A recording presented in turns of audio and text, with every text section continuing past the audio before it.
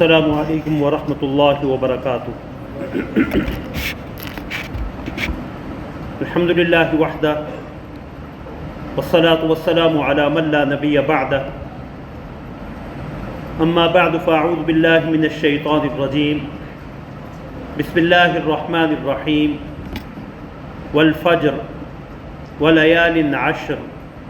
والشفع والوتر، صدق اللہ العظیم۔ اللہم صلی علی محمد وعلی آل محمد کما صلیت علی ابراہیم وعلی آل ابراہیم انک حمید مجید۔ اللہم بارک علی محمد وعلی آل محمد کما بارکت علی ابراہیم وعلی آل ابراہیم انک حمید مجید۔ اما بعد، حضرات محترم، حرمت والے مہینوں میں سے ماہ ذوالقعدہ اپنے اختتام کے قریب ہے،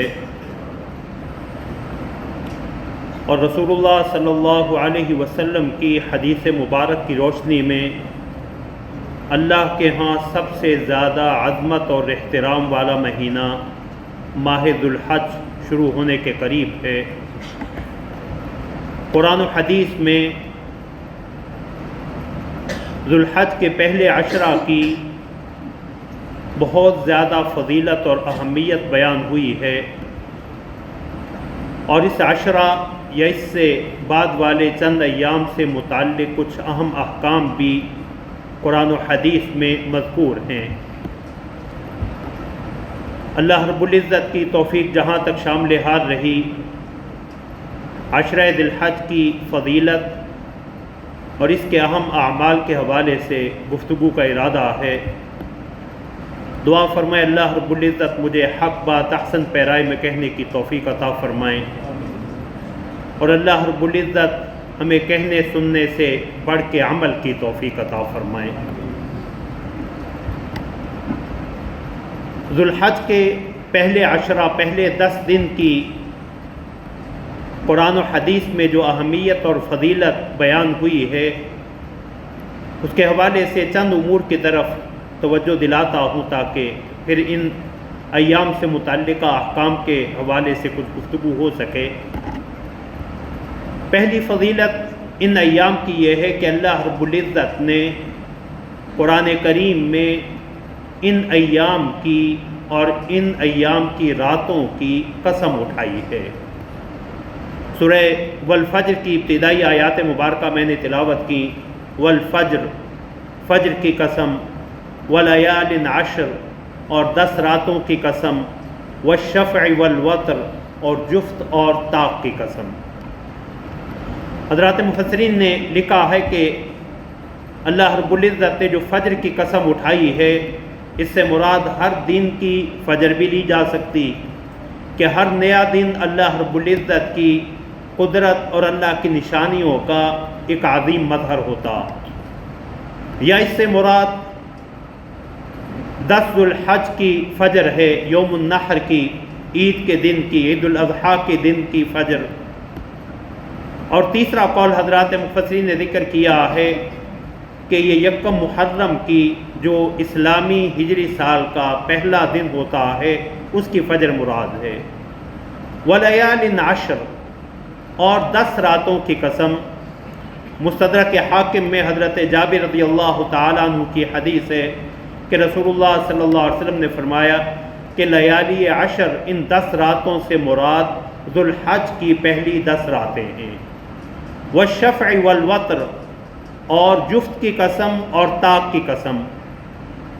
اس کی تفسیر میں بھی حضرات مفسرین نے کئی اقوال ذکر کیے ہیں، لیکن مفسرین نے جس قول کو اختیار کیا ہے، اکثر مفسرین نے، وہ یہ ہے کہ شفع، جفت سے مراد جو ہے وہ 10 ذوالحج کا دن ہے، اور وتر، طاق سے مراد جو ہے وہ 9 ذوالحج، حج کا دن، یوم عرفہ کا دن ہے، یوم عرفہ ہے، عرفہ کا دن ہے۔ تو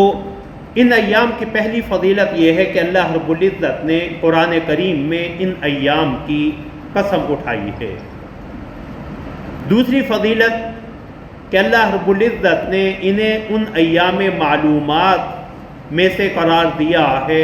جس میں اللہ نے اپنے ذکر کی بطور خاص تاکید کی ہے۔ سورۃ الحج میں ارشاد فرمایا وَيَذْكُرُ اسْمَ اللَّهِ فِي أَيَّامٍ مَّعْلُومَاتٍ، تاکہ یہ ان معلوم دنوں میں، جانے پہچانے دنوں میں اللہ کے نام کا ذکر کرتے رہیں۔ امام بخاری رحمۃ اللہ علیہ نے حضرت عبداللہ بن عباس رضی اللہ تعالی عنہما کا قول ذکر کیا ہے اس آیت کریمہ کی تفسیر میں کہ وَاذْكُرُوا اللَّهَ فِي أَيَّامٍ مَّعْلُومَاتٍ أي العشر، کہ اللہ اس آیت کریمہ میں حکم دے رہے ہیں کہ ان ایام میں اللہ رب العزت کو یاد کیا کرو، اور یہ ایام عشر ہیں، یعنی 10 ذی الحج کے دن ہیں۔ اور فرمایا ایام معدودات، جس کا اللہ نے حکم دیا وَاذْكُرُوا اللَّهَ فِي أَيَّامٍ مَّعْدُودَاتٍ، گنے چنے دنوں میں، گنتی کے دنوں میں اللہ کا نام لو، اللہ کو یاد کرو، تو ہمیں اس سے مراد ایام تشریق ہیں۔ اور یہی قول حضرت حسن بصری رحمۃ اللہ علیہ سے بھی حضرات مفسرین نے ذکر کیا۔ تیسری فضیلت جو ہے وہ ان ایام کی یہ ہے کہ اللہ رب العزت نے انہی ایام میں یوم عرفہ رکھا ہے، حج کا دن، یوم الحج الاکبر، حج اکبر، عمرہ حج اصغر ہے اور ہر حج حج اکبر ہے۔ حج کا دن اللہ رب العزت کی عمومی مغفرت کا دن، جہنم سے آزادی کا دن، کہ احادیث مبارکہ میں آتا ہے کہ شیطان اس دن سے بڑھ کے کسی اور دن میں زیادہ ذلیل و خوار نہیں ہوتا۔ حضرت حکیم ابن حزام رضی اللہ تعالیٰ عنہ کے حوالے سے آتا ہے کہ وہ حج کے موقع پہ جاتے تو اپنے ساتھ جو ہے جہاں قربانی کے جانور لے کے جاتے وہیں غلام بھی لے کے جاتے۔ 100 اونٹ ہوتے اور 100 غلام ہوتے، ایک اونٹ ذبح کرتے اور ایک غلام آزاد کر دیتے۔ لوگ دیکھتے اس منظر کو تو اللہ کے حضور گر گڑاتے کہ اللہ یہ تیرا بندہ اپنے غلاموں کو آزاد کر رہا ہے، ہم تیرے غلام ہیں، تو بھی اپنے بندوں کو جہنم سے آزاد کر دے۔ تو ان ایام میں تیسری فضیلت یہ ہے کہ ان ایام میں یوم عرفہ ہے۔ چوتھی فضیلت ان ایام کی یہ ہے کہ رسول اللہ صلی اللہ علیہ وسلم نے اسے دنیا بھر کے افضل ترین ایام قرار دیا۔ حضرت جابر رضی اللہ تعالیٰ عنہ کی حدیث ہے کہ رسول اللہ صلی اللہ علیہ وسلم نے فرمایا افضل ایام الدنیا هذه العشر، کہ دنیا کے سب سے بہترین اور افضل دن یہ ذوالحج کے 10 دن ہیں۔ حضرات صحابہ نے پوچھا ولا مثلہن فی سبیل اللہ، یا رسول اللہ اگر کوئی شخص جہاد میں اپنے ایام بسر کر رہا ہو کیا وہ بھی ان دنوں کے برابر نہیں؟ تو فرمایا ولا مثلہن فی سبیل اللہ، ہاں اللہ کے راستے میں جہاد میں گزارے ہوئے دن بھی ان ایام کے برابر نہیں ہیں۔ الا رجل عفر وجہہ بالتراب، ہاں ایسا شخص جو اللہ کی راہ میں نکلے اور جام شہادت نوش کر کے آئے اور اللہ کی راہ میں مارا جائے اور اپنے چہرے کو خاک آلود کر لے، یعنی شہید ہو کے گر پڑے۔ تو ان ایام کی فضیلت میں سے 5ویں فضیلت یہ ہے کہ ان ایام میں قربانی کا دن ہے، یوم النحر، 10 ذی الحج کا دن، جب حجاج کرام منا میں اور اہل اسلام اپنے اپنے علاقوں میں اللہ کی رضا کے لیے اپنی حیثیت اور استطاعت کے مطابق جانوروں کی قربانی دیتے ہیں۔ اور یہ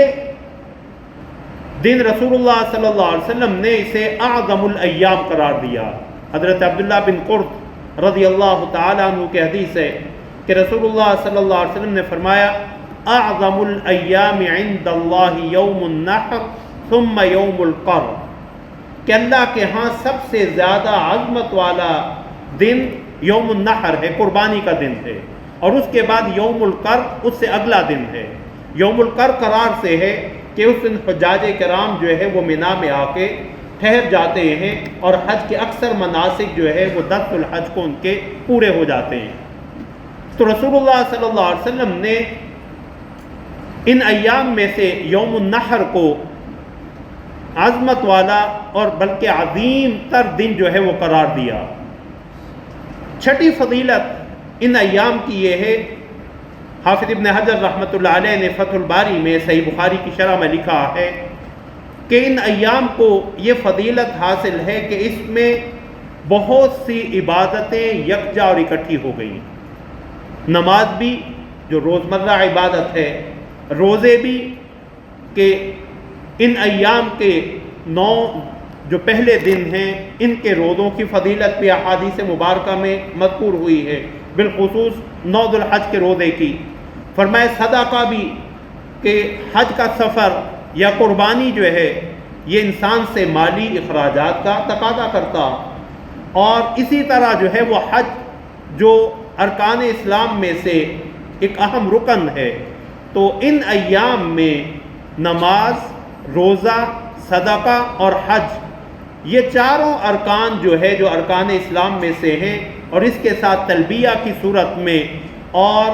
تکبیر تشریق کی صورت میں شہادتین کا اور اللہ کی وحدانیت کی گواہی بھی جمع ہو جاتی ہے، تو گویا ان ایام میں ارکان اسلام سارے کے سارے عملی طور پہ مسلمان اپنا رہے ہوتے ہیں۔ تو ان ایام کی پہلی فضیلت یہ ہے کہ اللہ رب العزت ان ایام کی قسم اٹھائی ہے۔ دوسری فضیلت یہ ہے کہ اللہ رب العزت نے انہیں ایام معلومات قرار دیا۔ تیسری فضیلت یہ ہے کہ ان میں یوم عرفہ ہے۔ چوتھی فضیلت یہ ہے کہ ان میں یوم النحر ہے۔ اور پانچویں فضیلت یہ ہے کہ اللہ رب العزت نے اس میں یوم النحر اور ان ایام میں جو ہے وہ مختلف عبادات جو ہے وہ اسے اکٹھا کر دیا، اور رسول اللہ صلی اللہ علیہ وسلم نے اسے افضل الایام قرار دیا ہے۔ چھٹی خصوصیت اس کی کہ رسول اللہ نے حضرت جابر کی حدیث جو بیان ہوئی کہ اسے دنیا کے افضل ترین ایام قرار دیا۔ اب ان ایام کو اور ان کی اسی اہمیت اور فضیلت کی بنا پہ امام ابن تیمیہ رحمۃ اللہ علیہ سے پوچھا گیا کہ رمضان کا آخری عشرہ افضل ہے یا ذوالحج کا پہلا عشرہ؟ تو امام ابن تیمیہ رحمۃ اللہ علیہ نے فرمایا کہ رمضان کے آخری عشرے کی راتیں زیادہ افضل ہیں لیلۃ القدر کی بنا پہ، اور یہ عشرہ ذی الحج کے دن جو ہے وہ رمضان کے آخری عشرے کے دنوں سے زیادہ افضل ہیں، کیونکہ ان میں یوم عرفہ بھی پایا جا رہا ہے اور یوم النحر بھی پایا جا رہا ہے، جسے رسول اللہ نے افضل اور عظیم ترین دن قرار دیا۔ اور یہی چیز امام ملا علی قاری رحمۃ اللہ علیہ نے علی ابن سلطان القاری مرکات المفاتیح صحیح مشکات المصابیح کی جو شارح ہیں انہوں نے بھی لکھا کہ ان احادیث کی بنا پہ حضرات علماء میں اختلاف پایا جاتا ہے کہ رمضان کا آخری عشرہ افضل ہے یا یہ 10 دن جو ہے وہ زیادہ افضل ہیں، تو انہوں نے بھی اسی چیز کو ترجیح دی ہے کہ دن جو ہے وہ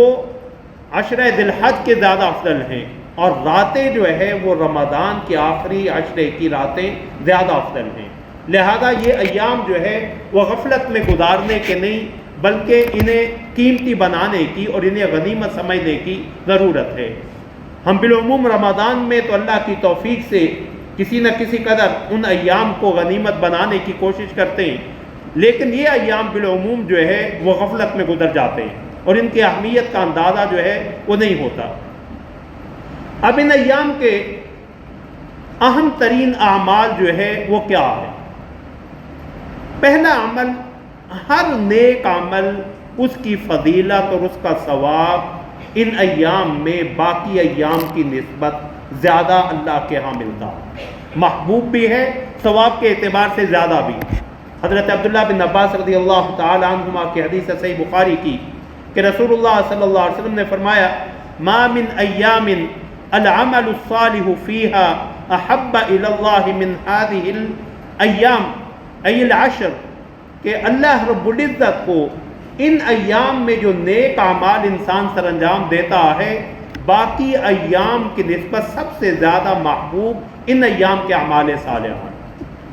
تو یہاں پھر وہی سوال ہوا رسول اللہ صلی اللہ علیہ وسلم سے وَلَا الْجِهَادُ فِي سَبِيلِ اللَّهِ، رسول اللہ کے راستے میں جہاد کرنا بھی ان ایام کے اعمال سے زیادہ افضل نہیں؟ تو رسول اللہ صلی اللہ علیہ وسلم نے فرمایا وَلَا الْجِهَادُ فِي سَبِيلِ اللَّهِ إِلَّا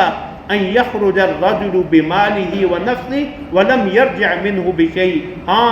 ایسا شخص جو اپنا مال اور اپنی جان دونوں لے کے اللہ کی راہ میں نکلے اور کوئی چیز بھی واپس لے کے نہ آئے، مال بھی اللہ کی راہ میں قربان کر آئے اور جان بھی اللہ کی راہ میں قربان کر آئے، جامع شہادت نوش کر لے۔ یہی مفہوم حضرت عبداللہ بن عمر رضی اللہ تعالیٰ عنہ کی حدیث میں بھی ہے کہ رسول اللہ صلی اللہ علیہ وسلم نے فرمایا کہ اللہ رب العزت کے ہاں سب سے زیادہ عظمت والے ایام اور جن ایام میں اللہ رب العزت کو عمل صالح سب سے زیادہ محبوب ہوتا ہے وہ یہی عشرہ ذی الحج ہے۔ اور رسول اللہ صلی اللہ علیہ وسلم نے فرمایا ان میں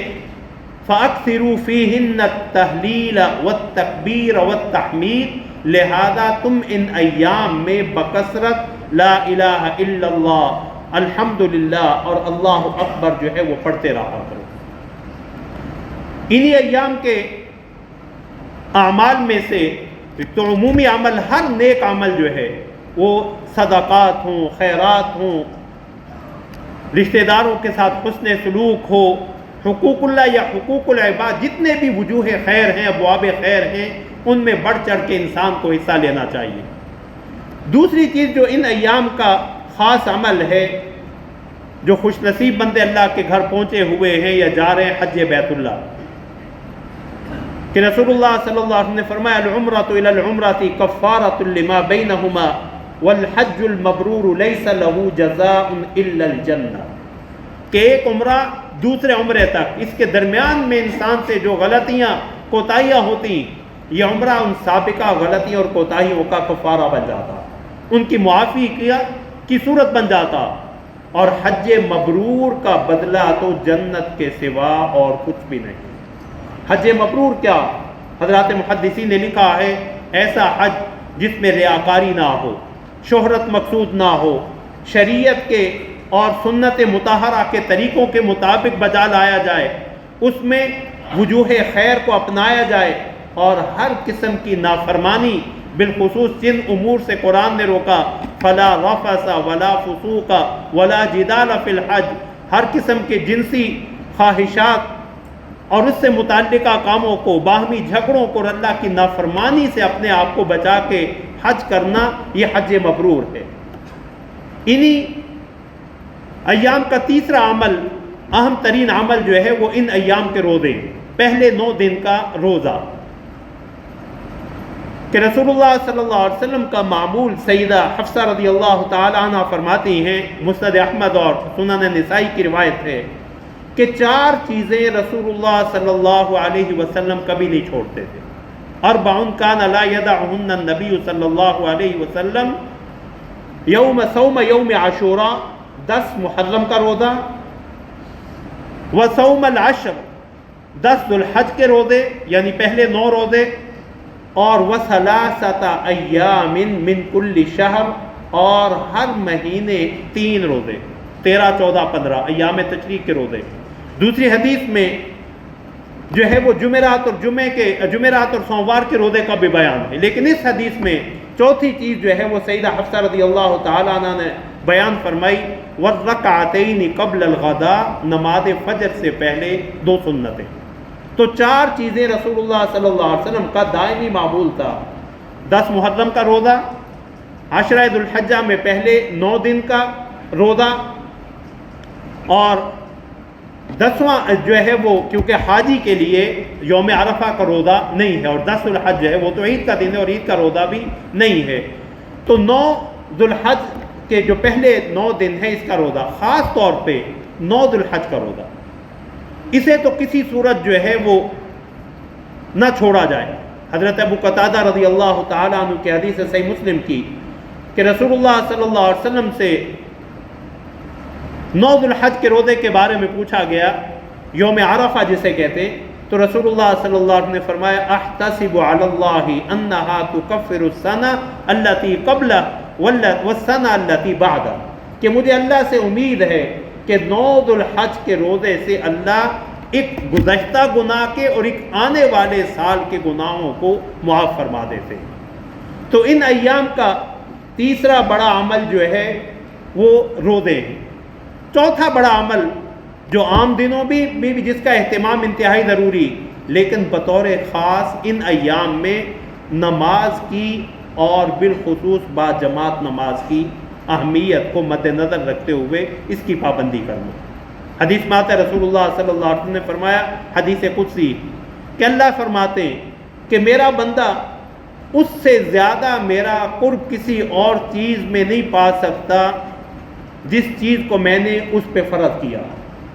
یعنی فرائض جو نمازیں ہیں اس سے زیادہ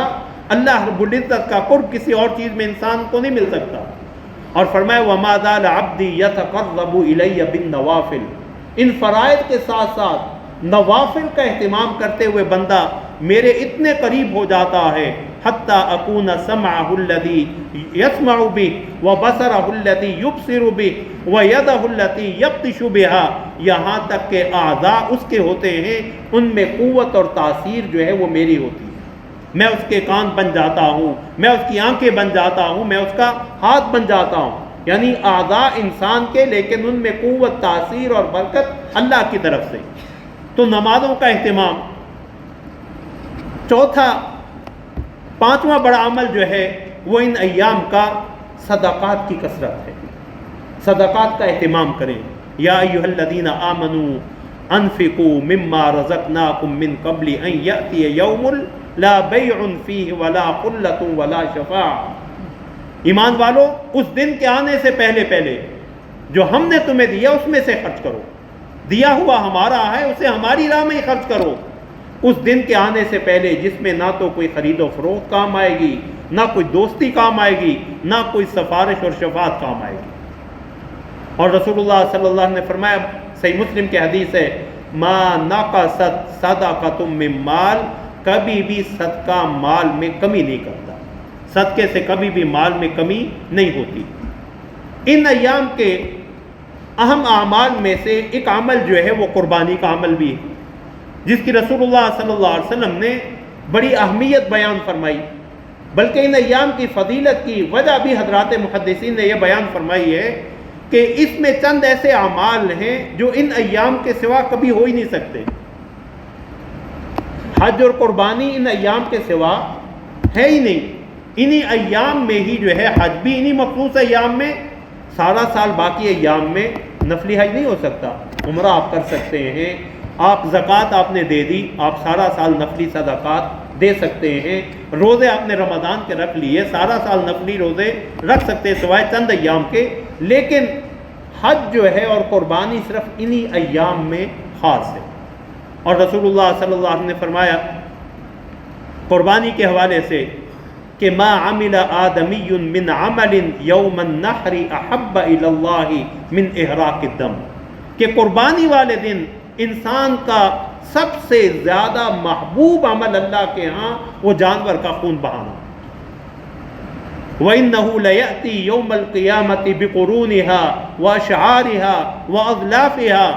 اور یہ قربانی کا جانور قیامت والے دن اپنے سینگوں، اپنے بالوں اور اپنے کھروں سمیت آئے گا۔ وَإِنَّ الدَّمَ لَيَقَعُ مِنَ اللَّهِ بِمَكَانٍ قَبْلَ أَن يَقَعَ بِالْأَرْضِ، قربانی کے جانور کا خون زمین پہ بعد میں گرتا ہے، اللہ کے ہاں شرف قبولیت پہلے پا لیتا ہے۔ اس لیے فرمایا فَطِيبُوا بِهَا نَفْسًا، خوش دلی سے قربانی کیا کرو، اسے اپنے اوپر بوجھ نہ سمجھا کرو۔ قربانی بھی ان ایام کا ایک اہم عمل ہے۔ ایک اور اہم عمل، ساتواں عمل جو ہے وہ ان ایام کا تکبیرات تشریق کا اہتمام ہے۔ تکبیرات تشریق کے حوالے سے دو چیزیں ذہن میں رکھیں، ایک کا تو بالعموم ہم اہتمام کرتے ہیں، اور دوسرا عمل جو ہے تکبیرات تشریق کا، جسے آپ ان سنتوں میں سے کہہ سکتے ہیں جو بالعموم اب ہمارے معاشرے میں مفقود یا چھوڑ دی گئی ہے۔ 9 ذو الحج کی نماز فجر سے لے کے 13 ذو الحج کی نماز عصر تک، یعنی عصر شامل ہے، ہر فرض نماز کے بعد متوسط بلند آواز سے ایک مرتبہ تکبیر تشریق پڑھنا، اللہ اکبر اللہ اکبر لا الہ الا اللہ واللہ اکبر اللہ اکبر وللہ الحمد، یہ واجب ہے۔ منفرد پہ، اکیلے پڑھ رہے ہوں، مقتدی پہ بھی، امام پہ بھی، مردوں پہ بھی، خواتین پہ بھی۔ اس کا تو کسی نہ کسی درجے میں اہتمام ہوتا ہے. مساجد میں تو الحمدللہ باجماعت نماز کی برکت سے ہو جاتا، گھروں میں بھی اس کا اہتمام کریں، خواتین کو بھی اس کی ترغیب دیں. لیکن صحیح بخاری میں امام بخاری رحمۃ اللہ علیہ نے حضرت عبداللہ بن عمر رضی اللہ تعالیٰ عنہ کی جو حدیث ہے صحیح ابن حبان کی اور مسند بزار کی، جس کا حوالہ میں نے پہلے دیا کہ رسول اللہ صلی اللہ علیہ وسلم نے فرمایا فَأَكْثِرُوا فِيهِنَّ التَّهْلِيلَ وَالتَّكْبِيرَ وَالتَّحْمِيدَ، ان ایام میں بکثرت تکبیرات، ان کا اللہ اکبر کا، لا الہ الا اللہ اور الحمدللہ کا اہتمام کرو. تو حضرت ابو ہریرہ رضی اللہ تعالی عنہ اور حضرت عبداللہ بن عمر رضی اللہ تعالی عنہما کا عمل امام بخاری رحمۃ اللہ علیہ نے ذکر کیا کہ یہ دونوں ان ایام میں، یعنی ذوالحج شروع ہوتے ہی وہ ان ایام میں بازاروں میں جاتے اور بلند آواز سے جو ہے وہ تکبیر تشریق پڑھتے تاکہ بازار والے بھی ان کے ساتھ تکبیر تشریق پڑھنے میں شریک ہو جائیں. تو تکبیر تشریق کے حوالے سے کہ 9 ذوالحج سے لے کے 13 ذوالحج کی نماز عصر تک وہ تو واجب ہے، لیکن یہ تکبیرات تشریق جو ہے رسول اللہ صلی اللہ علیہ وسلم کی اس حدیث کی بنا پہ اس کا بکثرت اہتمام کریں. ان ایام میں چلتے بیٹھتے اٹھتے گھر میں دفتر میں ان تکبیرات کا جو ہے وہ بکثرت اہتمام کرنا، یہ بھی رسول اللہ صلی اللہ علیہ وسلم کی سنت ہے. اور یہ اس آیت کریمہ پہ بھی عمل ہے وَيَذْكُرُ اسْمَ اللَّهِ فِي أَيَّامٍ مَعْلُومَاتٍ. تکبیرات تشریق کے ساتھ ساتھ ایک اور عمل ان ایام کا وہ یہ ہے کہ جس آدمی کا قربانی کا ارادہ ہو وہ ذوالحج کا چاند نظر آنے کے بعد اپنے بال اور ناخن وغیرہ نہ کٹوائے. یہ عمل جو ہے سیدہ ام سلمہ رضی اللہ تعالی عنہ کی حدیث ہے صحیح مسلم کی کہ رسول اللہ صلی اللہ علیہ وسلم نے فرمایا کہ جب تم ذوالحج کا چاند دیکھو اور تمہارا قربانی کا ارادہ ہو تو تم اپنے ناخن اور بال وغیرہ نہ لو. یہ عمل جو ہے وہ مستحب ہے، اس پہ عمل کرنا افضل ہے، واجب نہیں ہے. اگر کسی وجہ سے خاص طور پہ اگر جو ہے وہ زیر ناف بال اور بغلوں کے بال کاٹے ہوئے 40 دن سے اوپر ہو رہے تو پھر تو کاٹنا، صفائی کرنا ضروری دیگر احادیث کی بنا پہ. تو لیکن اگر کسی شخص نے جو ہے وہ بغیر کسی عذر کے بھی اپنے ناخن اور بال وغیرہ کٹوا لیے تو اس کی قربانی پہ کوئی جو ہے وہ اثر نہیں پڑتا. در حقیقت یہ حجاج کرام کے ساتھ مشابہت کی ایک صورت ہے کہ اللہ کی رحمتوں کا جو وافر حصہ حجاج کرام کو نصیب ہو رہا ہے اس کا ایک حصہ ہمیں یہاں بھی اللہ عطا فرما دے. اور حضرت عبداللہ بن عمرو بن عاص رضی اللہ تعالیٰ عنہ کی حدیث سنن نبی داؤد میں، اس میں تو ایک صحابی آئے اور آ کے رسول اللہ صلی اللہ علیہ وسلم سے کہنے لگے رسول اللہ میرے پاس قربانی کی سکت نہیں، ایک بکری ہے جس پہ میرا اور میرے گھر والوں کا گزارا، تو کیا میں اسے قربان کر دوں، اس کی قربانی دے دوں؟ تو رسول اللہ صلی اللہ علیہ وسلم نے فرمایا نہیں، بلکہ تو ایسا کر ذوالحج کا چاند نظر آئے تو اپنے ناخن اور بال نہ کتروانا، اور جب چاند نظر آ جائے تو ذوالحج کے دن 10 ذوالحج کے دن عید والے دن تو اپنے ناخن اور بال لے لینا، اللہ رب العزت تجھے اس پہ قربانی کا ثواب عطا فرما دیں گے. تو جنہیں قربانی کی سکت نہیں وہ کم از کم اس کا اہتمام کر لیں. انہی ایام کے اہم اعمال میں سے نماز عید ہے، اللہ رب العزت کی مغفرت کا دن، جو اللہ رب العزت نے رسول اللہ صلی اللہ علیہ وسلم کے فرمان کے مطابق اہل ایمان کو 2 عیدیں عطا فرمائے، عید الفطری و عید الاضحیٰ. اور عید الفطر اور اس سے اگلے ایام جسے ایام تشریق رسول اللہ صلی اللہ علیہ وسلم نے فرمایا، یہ ایسے ایام ہیں جو کھانے پینے اور اللہ کے ذکر کے ایام ہیں. حضرت نبیشہ حذلی رضی اللہ تعالیٰ عنہ فرماتے ہیں کہ رسول اللہ صلی اللہ علیہ وسلم نے فرمایا ایام التشریق ایام اکل و شرب و ذکر للہ، کہ ایام تشریق کھانے پینے کے اور اللہ کے ذکر کے دن ہیں. اس لیے حضرت عبداللہ بن عمرو بن عاص رضی اللہ تعالیٰ عنہ فرمایا کرتے تھے رسول اللہ صلی اللہ علیہ وسلم ہمیں ان ایام کے روزے سے منع کرتے تھے. تو سال کے 5 ایام جن میں روزہ رکھنا ممنوع ہے، عید الفطر کا دن اور عید الاضحیٰ اور اس سے اگلے 3 دن. عید الاضحیٰ کے موقع پہ عید کا دن 10 ذوالحج اور 11، 12، 13 اور عید الفطر، تو ان ایام کے روزے سے رسول اللہ صلی اللہ علیہ وسلم نے جو ہے وہ منع فرمایا. تو یہ ایام تشریق کھانے پینے اور اللہ کے ذکر کے دن ہیں. تو ان ایام کو غنیمت جانیں اور ان ایام کا استقبال جو ہے ہم سچی توبہ سے کریں اور مضبوط اور ہمت سے کریں کہ ان ایام کو اللہ کو منانے میں جو ہے وہ گزارنا ہے۔ اور سب سے بڑھ کے جو اللہ رب العزت نے اشہر حرم حرمت والے مہینوں کے بارے میں فرمایا فَلَا تَظْلِمُوا فِيهِنَّ أَنفُسَكُمْ، دیکھو ان مہینوں میں اللہ کی نافرمانی کر کے اپنی جانوں پہ ظلم نہ کر بیٹھنا۔ اللہ ہمیں عمل کی توفیق عطا فرمائے۔ وآخر دعوانا الحمد للہ رب العالمین۔